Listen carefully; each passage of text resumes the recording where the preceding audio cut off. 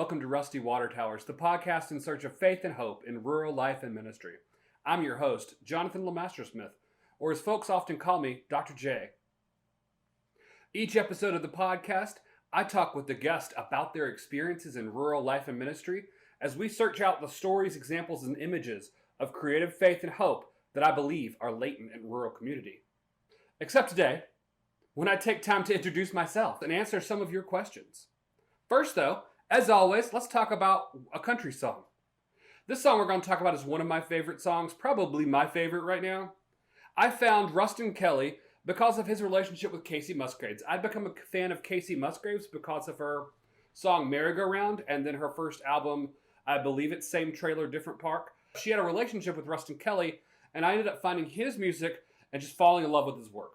In fact, he was the first person I ever saw perform at the Ryman Auditorium. It was actually on my birthday, too.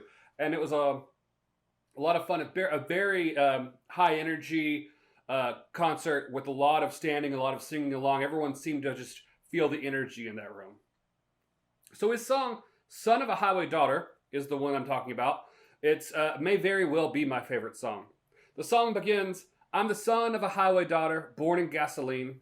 I traced the steps of my foolish father and danced with the devil in Galilee. It was a cold winter, ice above the water, and nails stuck between my toes. So I cried out and I buried my doubt in all the women along the road. And I went down to Duplin County, where I found God and a bottle of wine, and I headed up north thinking I could find any work or peace of mind. Nobody sells that around here too much anymore. See, this song struck me as a journey of someone trying to figure out life through digging up, trying on, collecting other stories, whether it's literary, spiritual, whether it's creative stories, whether it's stories they're writing, stories they're hearing at bars, stories they're hearing at church, wherever that might be. This song could easily be a song about sex or drugs or violence or such overt imagery around Jesus, or even an escape from something. But I like the idea of it being someone who's just trying on stories as he's trying to figure out where his story takes him. I think this is part of my work of collecting, unearthing, living out stories, allowing for new ways to express them, allowing them to help people. And I hope that that's the goal of my work, that I help collect stories as I live out my life and explore my vocation, stories that can bring hope to other people along the way. The last verse of Kelly's song reads, and I got lost in California, where I'd been waiting on the days to rain, but I was looking to find any reason to hide, but no reason ever came. And all of the lonesome sounds of the streetlight pushing strangers along their way. And it goes into the closing bridge that just repeats over and over again.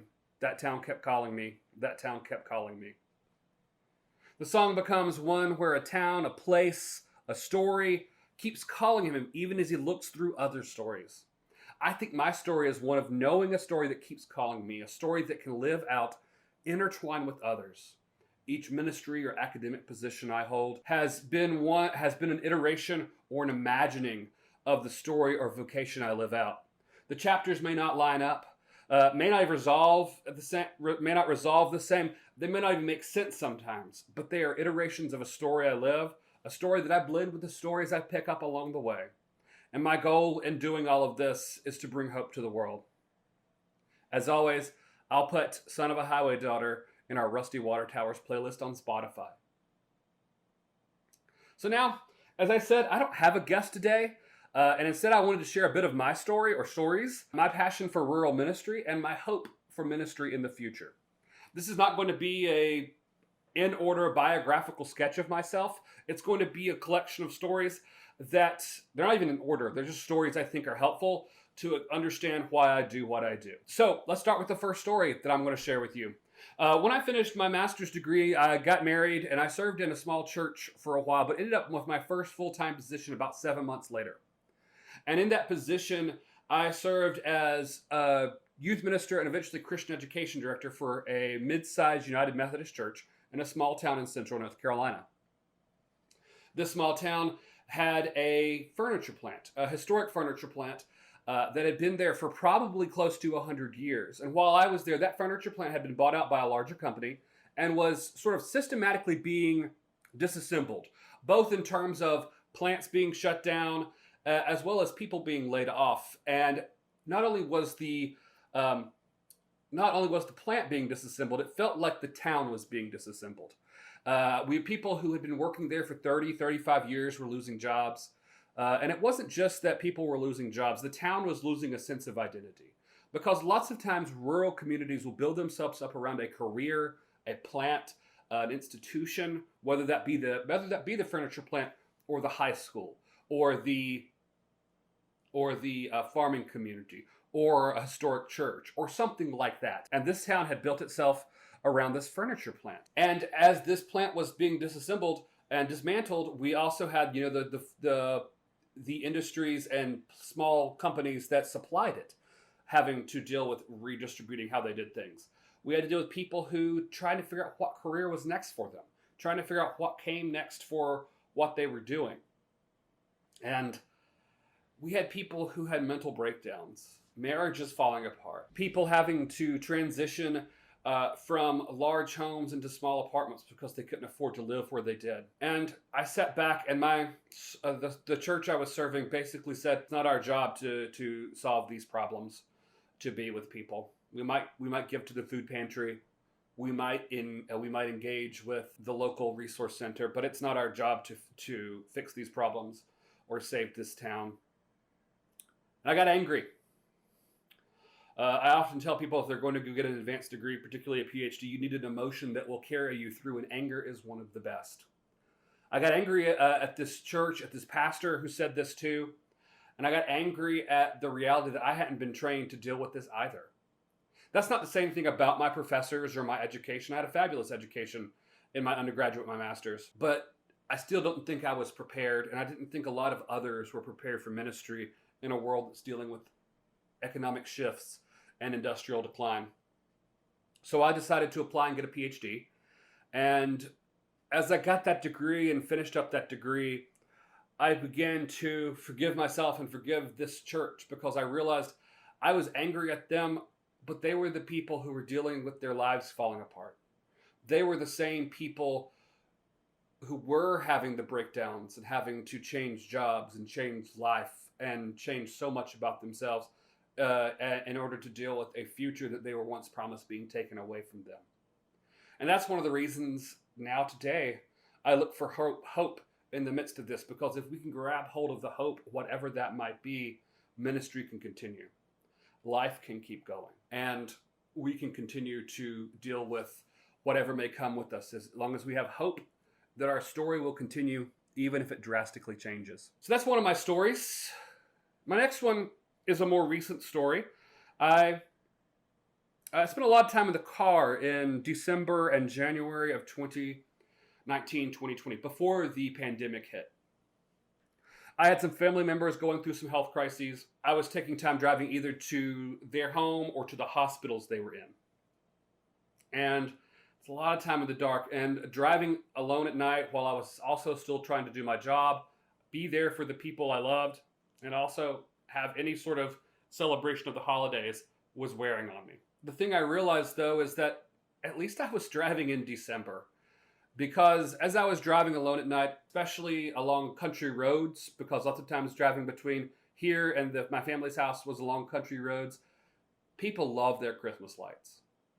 People love, to put icicle lights on their house, or to have inflatable cartoon characters, or to decorate the trees in their yard, or even just to put tasteful candles in their windows. And in fact, near the house where I live in Hildebrand, North Carolina, which is what our theme song is named for, along one of the back roads here, there is a huge inflatable Santa Claus. I think these people might have bought a parade-sized balloon, something that you might see in New York on Thanksgiving. Huge. They have spotlights on it. It's a spectacle, and I love it. But the reason I came to love Christmas lights at that time is that, life was wearing on me. The traveling, the being with people as they were in pain, as they were struggling, the being there for other people in the midst of that, also trying to finish up my work for a semester. I had thankfully left professional ministry for a time I'm actually back in two churches now, but I left professional ministry for a time. But these Christmas lights, they were along the highway or the short, the roads. And uh, I began to think about why people put up Christmas lights. Obviously, they bring the people who put them up joy. When I put up my Christmas decorations in my front yard, they bring me joy. But I am not the person who's going to see them most of the time. December is one of those times where we're rarely outside, especially at night, unless we're going to and from the car or to and from a place in our car. So these Christmas lights are clearly put up to bring joy to people who pass by in cars in the night. And the nights are very long in December and January. And so they're put up to be something for people out as they pass by. And I think that's one of those signs that people in rural spaces still have hope. Even when you act like these rural places feel dead or they feel like they're experiencing decline. If they're willing to spend the money on the lights, the money on the electricity, and the time to put up Christmas lights, and to do the work of either plugging and unplugging them in or setting timers, or did they care? They have a sense of hope.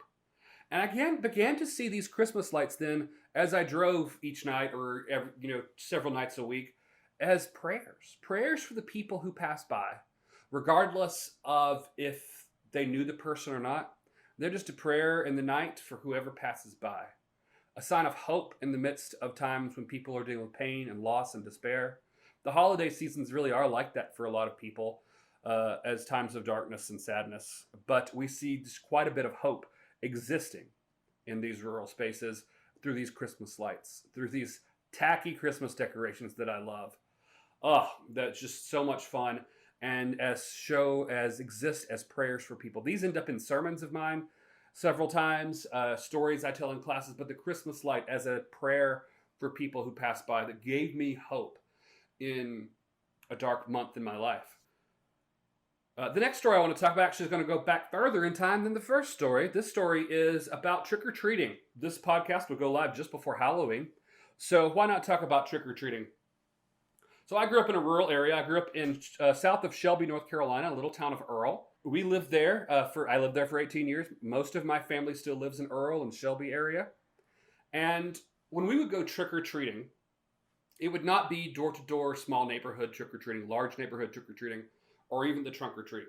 It was an experience of community for me. At least looking back on it and reflecting on it. For me at that time, it was kind of fun and candy, and I got to see people I knew. But in the end, as a child, that might have been community for me, of connecting with people. You see, we would go around, we would get in the car because there's about 3 houses we could walk to and the rest were spread out among the town. And we would get in the car, we'd all be dressed up, we'd have makeup and costumes, usually costumes that our parents made for us. And we would have our Halloween pumpkins and we'd go around to houses. We'd start with our neighbors and our grandparents who lived right there. We were likely their only trick-or-treaters, or like they may have 2 or 3 other trick-or-treaters of like people in the community. So we would go and oftentimes there'd be pictures taken, especially the local elderly neighbors would give us like full-size candy bars or full-size little Debbie type cakes. And we just loved that. So like the very first treats you get are large treats. So you feel really good about Halloween. Then we would go to other neighbors. There was a sort of a semi-set route that we followed, that we started in the town of Earl and we worked our way around in theirs. And then we worked our way down the road that my other grandfather lived on. An aunt and uncle and a cousin lived on that road, and church members of my mother's church she went to growing up, that we went to some, as well as friends and family that I'm pretty sure I only saw once or twice a year. And Halloween was one of them. And each house we would go to, most of the houses, we wouldn't just, knock on the door and get a piece of candy. My parents would get out of the car and go in and talk to people. Go in and spend time catching up with people, finding out a little bit about what was going on in their lives, talking about what was going on in our lives. Some houses they didn't, but most of the houses they did. We'd get treats and, they'd talk for a little bit. Then we'd get in the next car and go. And that was just normal Halloween for me. And apparently that was a unique experience I had growing up as a child. For a lot of people, had more of the traditional Halloween, or they weren't allowed to trick-or-treat, or their church did something, those sort of things. And I think that's that sort of experience of community where the people with kids would travel around and visit with the people whose kids were grown, or whose kids who didn't have children, or people that they just didn't see regularly, and it was a chance to catch up. It was almost it was a way to do visitation in the community where people got to see each other and take the time to spend together. So when I think about Halloween, a lot of people like worry that Halloween's about demons or consumerism, or the demon of consumerism. But for me, Halloween was always about community and coming together and celebration, and that warm feeling of going into Mr. Sansing's house and him giving us nuts and fruit, and their heater already being on because they were older and they kept their house warm. Or going into my aunt and uncle and their kids' house, and they would often haunt their carport or their yard, and we could go through and there was spooky stuff to touch. Or now driving through and thinking about the people who've passed on, and the reality that life has changed so much since I was 6, 7, 8 years old. I'm getting candy. Fun fact, my favorite candy is still York Peppermint Patties. But I really did love at Halloween sweet tarts or bottle caps or sprees, anything in that. So there's a little fact about myself with that.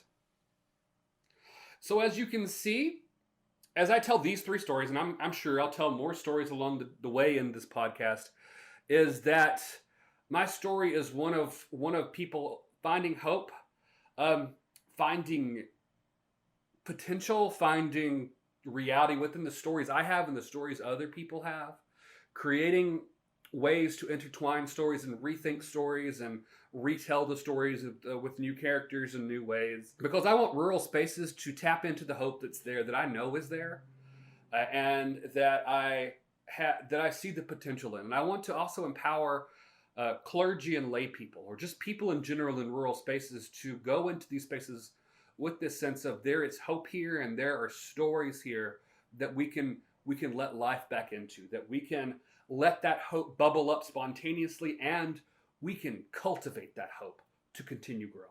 So we're going to take a short break, and then I'm going to answer some of the questions you sent me.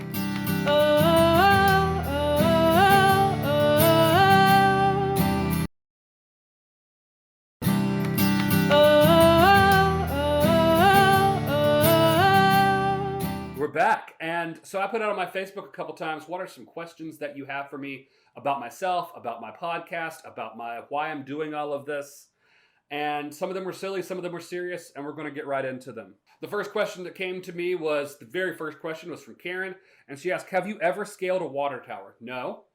And I have a bit of a fear of heights, but now I kind of want to. I have been up to the top of several lighthouses. Well, 2. I'll leave it up to 2. One was really short and one was really tall. So the shortest lighthouse on the west coast and the tallest lighthouse on the east coast. So that's fun. Alongside of that, I do love the songs about painting things on the side of water towers. But, I don't know. It's kind of scary, especially in my area. There's a lot of old water towers that are maybe not be as secure as they should be. But you never know. Maybe one day I'll post a selfie of myself on top of a water tower. We'll see what happens. The next question comes from Teresa. What are the top 1 or 2 things that make rural ministry unique and differentiates from more suburban or urban ministries? So this is a good question. And what I realized is I didn't write in my show notes my suggested answers to these questions, but we're going to get right into it. I think one of the things about rural ministry that is unique is a sense of story. Now I do not deny that cities and even suburban areas have stories, but a sense of an ongoing story as well as a sense of a longevity of the story.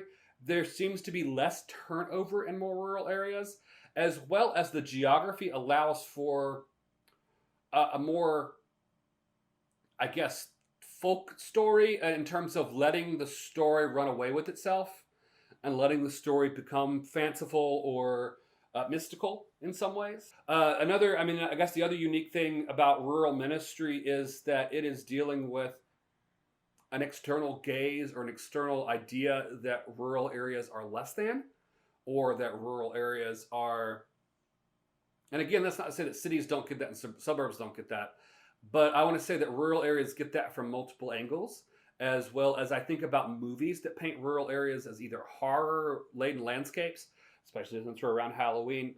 Texas Chainsaw Massacre really paints rural areas that have lost industry, like my story about the small town in North Carolina, as just kind of completely disintegrating in its sense of identity because the industry was lost.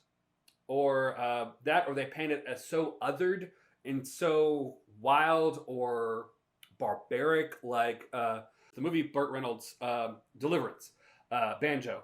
Yes, that they don't that they see that as such an other, that these people can't be outside of rural areas, that they're not allowed in city areas because they're dangerous, and that to go into these areas is to put your life at risk.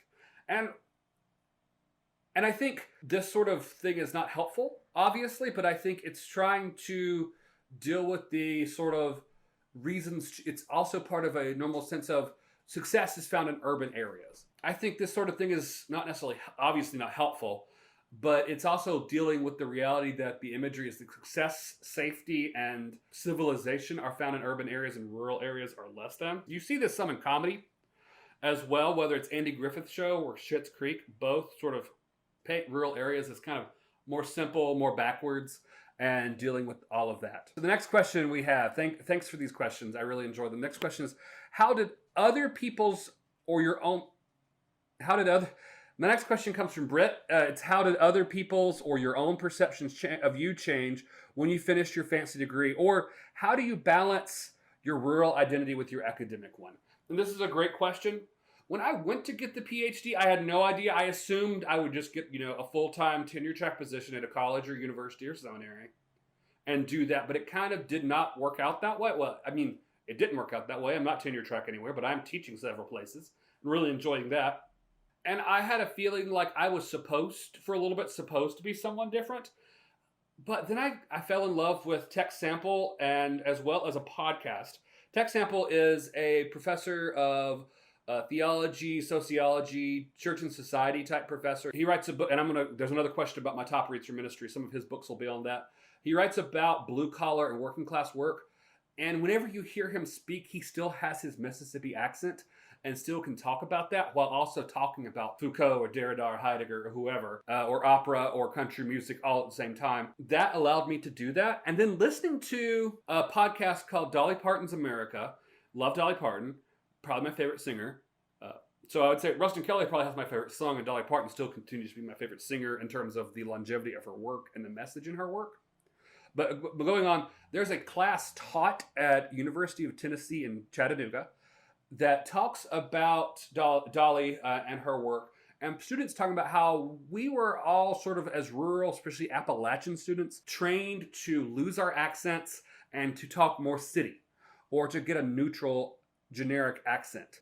How Dolly is able to transcend spaces and still get respect, even though she keeps at least some of that accent with her and leans into it when she needs to. And that let me live into my stories, values, and way of living. They matter, but one of the realities is I still get asked the question, why do you want to be in rural areas?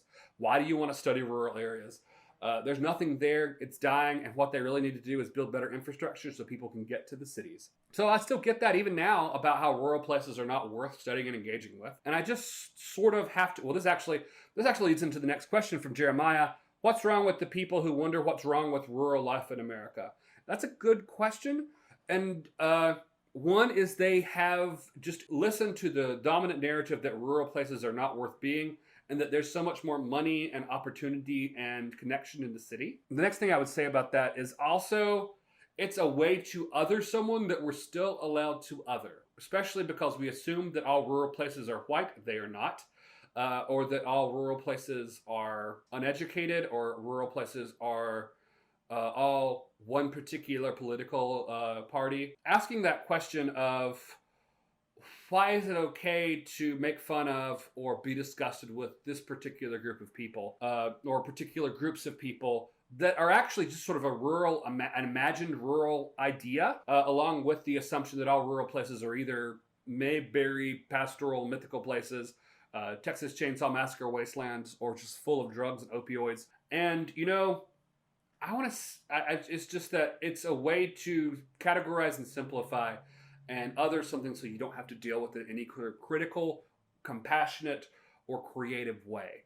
because life is complicated, and why not create more stereotypes to put people in boxes? That's not what I'm saying we should do, but that's a way to do it. And we're still right now allowed to make fun of class and geography in many places. The next question I have, and this will be our last question, is asking, what are your top 5 reads for ministry? And again, I apparently chose not to write out the books or copy them from my list.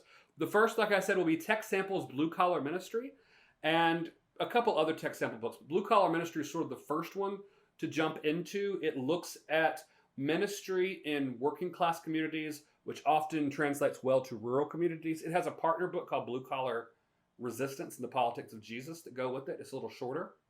But Tech Sample's other text, that was a 2-for-1 in that one. The other Tech Sample would be Ministry in an Oral Culture, looking at how people communicate in an oral space, and that way through stories, tradition, connection, and relationship, not in terms of, say, bureaucratic committee type structures or in terms of the way things work. This is not saying that rural people are illiterate. It's saying that the way we interact, the way we engage, even our epistemology or way of knowing and interpreting the world, or hermeneutic, is going to be one that is attached to an oral culture, not to a literate or culture or post-literate culture, although post-literate does seem to connect as well. That's part of it. So that's 2 books. I'll put those in our Rusty Water Towers bookshelf that you can find at my website, jlamaster-smith.com, /bookshelf as part of that. My third book for ministry, I would think, would be Deer Hunting with Jesus. It's not an overt ministry text, but again, it's another one of those books that looks at how culture works in rural spaces. It's by Joe Badgett. It's a little dated in terms of its economic and social realities, although it seems to still help us understand what is going on. The fourth, I would pick in terms of ministry, Yolanda Smith's Reclaiming the Spirituals, a book about finding the connections in the different aspects of our heritage. For Smith, it is about the African American spirituals and how they become a place for an intertwining of a triple heritage between African American, and Christian heritage to create opportunities for ministry and to pull out some of the things that are represented in that. I think that is beautiful, but I think her methodology works well in rural spaces too, for finding and intertwining the stories and the heritages to see where new opportunities can bubble up as part of that. So my 5th book I want to talk about in ministry is actually one of the sermons of John Wesley. It's called On Visiting the Sick. I'm United Methodist. John Wesley is the founder of the Methodist movement, one of the founders of the Methodist movement. And he has a sermon on visiting the sick that talks about visitation and how people don't know what's going on in the lives of other people because they're choosing not to. They're choosing not to connect with them. And what he suggests to people is that you need to go out and visit and get to know the people in your community. For him, that means going out and visiting the sick and the poor and learning their stories, not just visiting them while they're sick. And it's people were like, I'm not qualified to go visit sick. I'm not a doctor or a nurse. And he's not saying that. He's saying go and be with people and find out who they are, what their needs are, what may be causing their sickness, what their story is, how we can better connect with them, better help them, maybe even to tease out some of the work of faith that is there. By connecting with people, we create these new relationships that allow for new life to emerge. So I'll put a link to that as well in there. I think John Wesley, all of his sermons are wonderful to read. Now, sermons, they're not preacher sermons. These are much more theological texts that are based on sermons he preached, but sort of put together in ways that are easy to read. So I'll recommend that as well. Now, I got a lot of country music questions in multiple places about why I pick country music, what is special about country music, have I always been into country music? So I'm going to put all those together, and we're going to do that somewhere else. Another episode or in some other format to answer the questions about that. But now, as we close, I did bring a piece of media that was not music to talk about or books. It's actually a poem. It's actually, I don't know, I'll actually recommend her whole book on sort of rural life called Holy Moly Carry Me. Her name is Erica Meitner. Or Meitner. I've never heard it spoken, so I don't know. She is a woman who has moved to rural West Virginia and is sort of dealing with finding out that story and that relationship and how to be in that. I love poetry, especially when my brain can't handle reading anything else. When I'm stressed or when I've done too much, but I still want to read and engage something, poetry really gets me together. And I'll read one of her poems to you. Oh, wait, I'll read a selection of one of her poems to you. It's called Elegy with Lo-Fi Selfie. I'll read the first 4 couplets to you.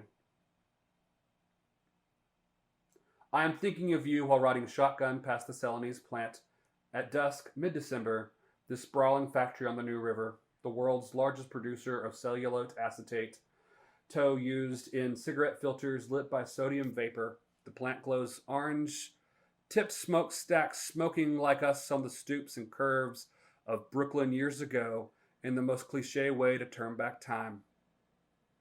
In a poem, those Marlboro filters ringed with my lipstick yellowed with our inhales. We'd pass one back and forth. Thanks for listening to my podcast. I hope these stories and these music and books have been helpful to you. If you have any questions, want to reach out, you can find us on Facebook, Instagram, and Twitter, or email us at rustywatertowers@gmail.com. You can listen to Rusty Water Towers wherever you get podcasts. Special thanks to Shannon Mastersmith for our theme music. I record and produce this podcast because my hope is that it lifts up the hope and faith in rural life. Thanks, and see you next time.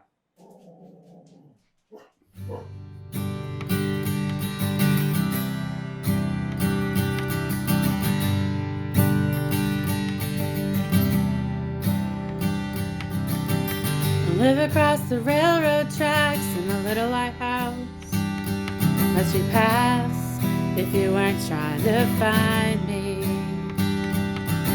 Many of the trees are dead, there's stumps in the ground in a great big yard across from the fire station. Oh,